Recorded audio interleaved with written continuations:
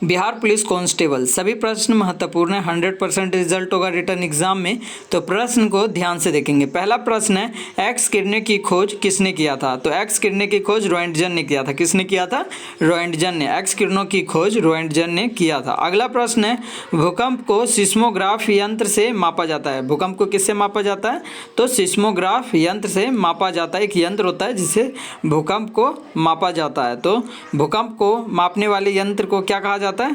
तो सिस्मोग्राफ कहा जाता है। अगला प्रश्न देखेंगे उत्तरी ध्रुव पर पहुंचने वाला प्रथम व्यक्ति कौन है।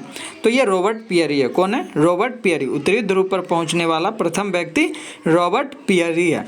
अगला प्रश्न है रेडियो सक्रियता के आविष्कारक कौन है। तो रेडियो सक्रियता के आविष्कारक हेनरी बेकुलर थे।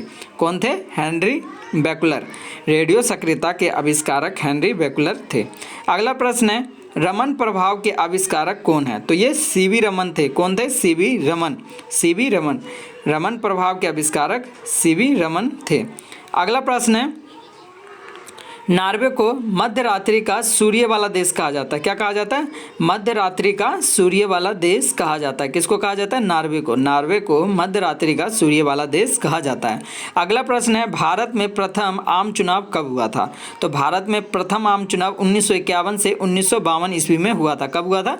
1951 से 1952 में हुआ था। भारत में प्रथम आम चुनाव 1951 से 1952 ईस्वी में हुआ था। अगला प्रश्न देखेंगे स्वतंत्र भारत के प्रथम एवं अंतिम भारतीय गवर्नर जनरल कौन है। तो ये सी राजागोपालाचार्य। कौन है? राजागोपालाचार्य। प्रश्न को ध्यान से सुनेंगे। स्वतंत्र भारत के प्रथम एवं अंतिम भारतीय गवर्नर जनरल कौन थे। तो ये सी राजागोपालाचार्य। अगला प्रश्न देखेंगे भारत की लोकसभा में कुल कितने सीटें हैं। तो ये 545 है। कितनी सीटें हैं? 545 सीटें हैं। भारत की लोकसभा में कुल सीट 545 सीटें हैं। अगला प्रश्न देखेंगे अकबर के पिता का नाम क्या था। तो अकबर के पिता का नाम हुमायूं था। क्या था? हुमायूं। अकबर के पिता का नाम हुमायूं था।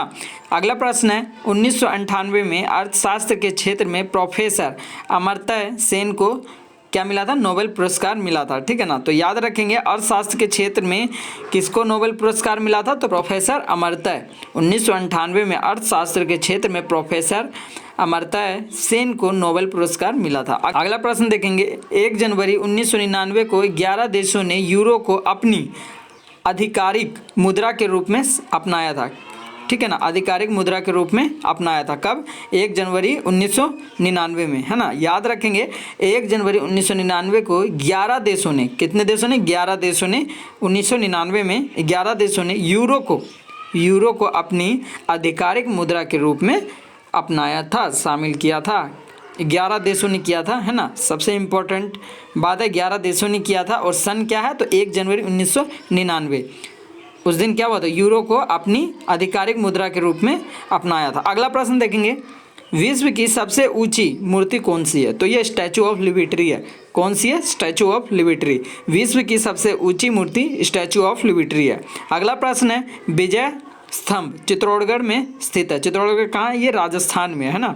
तो विजय स्तंभ चित्तौड़गढ़ में है, जो कि राजस्थान में पड़ता है। अगला प्रश्न देखेंगे 1 माइक्रोन, है ना, 1 माइक्रोन 0.001 मिलीमीटर के बराबर होता है। 1 माइक्रोन कितने के बराबर होता है? तो 0.001 मिलीमीटर के बराबर होता है।